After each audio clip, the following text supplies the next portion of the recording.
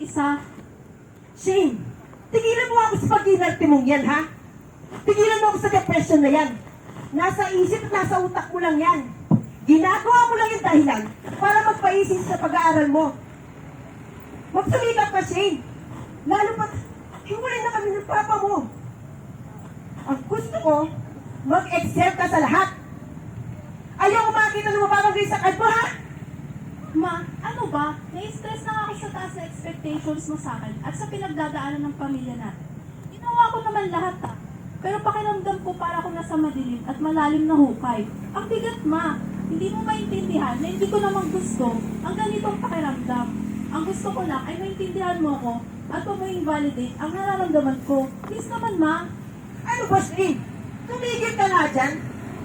Pag hindi mo tinulungan ang sarili mo, wala mangyayari sa'yo. Kailangan mo maging malakas. Lumabas ka kasi dito sa kwarto mo. At tigilan mo yung pagmumukmuk mo. Magagawa na yan. Batang yun.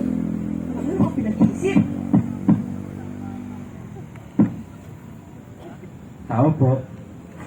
O mawain pong may bahay, kami sana'y manunuluyan. Tao o hayop baga kayo? Gabing-gabi nagugulo. Inang, pakiusap po lamang. Sintang asawa ko'y gagampan. Ang hirap namin ay huwag hintahin. Sanggol lang siyang alalahanin. Lahat ng tao dito sa bahay ko ay tulog. At kayo ay nangbubulabog. Pwede ba? Wala akong panahon sa mga taong mga patay gutom. Kung ayaw po ninyo ay di bali na. Kami po'y wag lamang laitin. Kami man ay duka at pulubi. Mayroon ding puso at damdamin. Halika, Jose, at maglakbay muli. Sa kanya'y dapat na isukli. Pag-asa natin di taong saksi, kundi ang Diyos ang unyang lagi.